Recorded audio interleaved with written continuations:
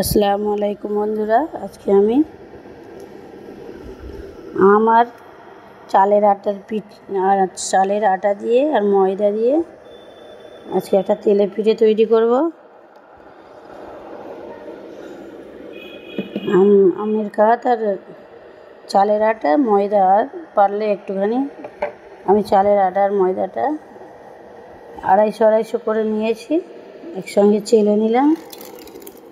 আর তাতে আমি একটু সুজি, অল্প করে আপনারা সুজি দিতে পারেন,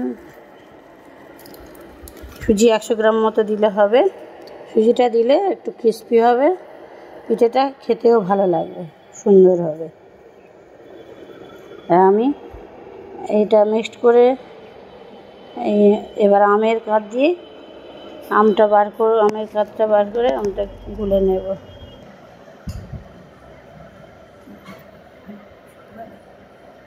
এবার আমি আমের কাঠটাকে বার করে নেব। আমের কাঠটা আমি বার করে ময়দা চালের গুঁড়ির সঙ্গে এটাকে মিশিয়ে দেব।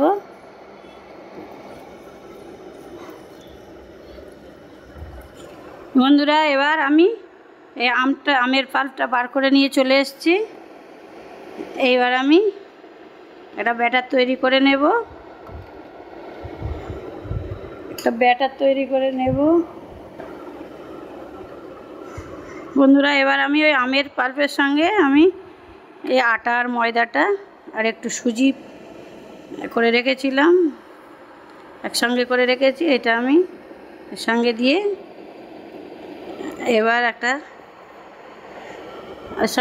একটু আন্দাজ মতো লবণ দিয়ে দিলাম, একটু পানমৌরি আর একটু কালো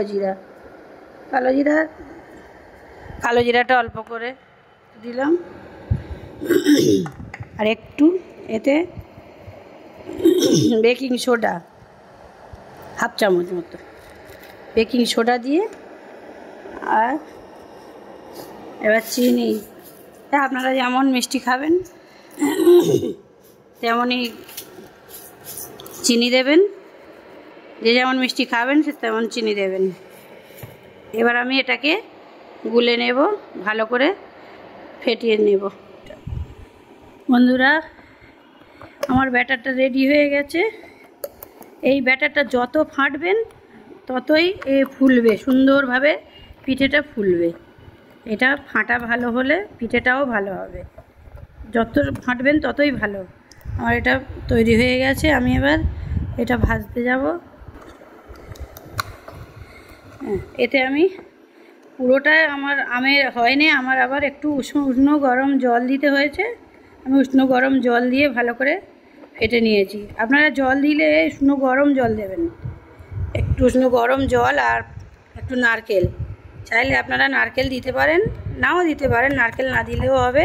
নারকেল দিলে এর টেস্টটা সুন্দর হয়, খেতেও ভালো লাগে। বন্ধুরা, আমি ব্যাটারটা 10 মিনিটে রেস্টে রেখেছিলাম। 10 মিনিট পরে আমি আবার ফিরে এলাম। আমার ব্যাটারটা এরকমই হবে ঠিক। ব্যাটারটা ঠিক না হলে পিঠেটাও ভালো হবে না। ঠিকভাবে ব্যাটারটা হলে পিঠেটাও খুব সুন্দর হবে। আর বন্ধু, আমি একটা কথা স্কিপ করেছিলাম, এতে আমি নারকেল আর দিয়েছি, মানে বাদামের গুঁড়ো, বাদাম ভেজে একটু গুঁড়ো করে দিয়েছি, আর নারকেল কুড়িয়ে দিয়েছি একটু। আপনারা চাইলে দেবেন, না চাইলে স্কিপ করতে পারেন, অসুবিধা নেই।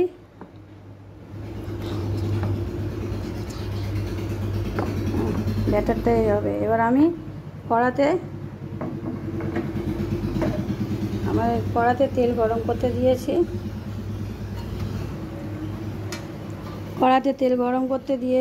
এবার এখানে খুব বেশি জোরে গ্যাস ফ্লেম দিলে হবে না, এটা লো ফ্লেমে, মিডিয়াম টু লোতে রাখতে হবে। মিডিয়াম টু লোতে রাখলে তাহলে পিঠেটা সুন্দরভাবে আস্তে আস্তে ফুলে উঠবে। আমি এতে একটা পিঠা দিলাম,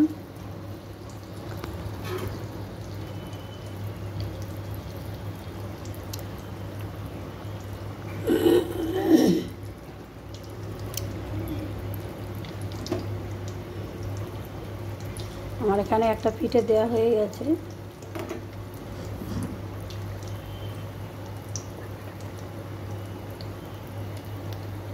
পিঠেটা আস্তে আস্তে ফুলে উঠছে।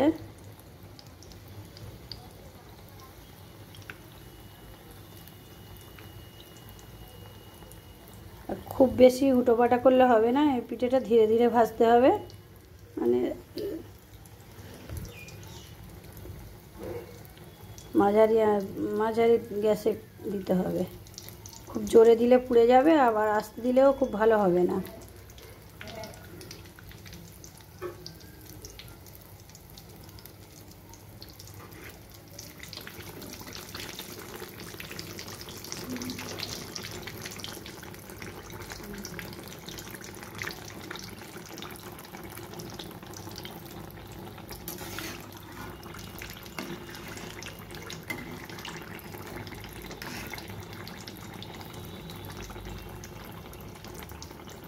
পিঠেটা আমার খুব সুন্দরভাবে ফুলে উঠেছে,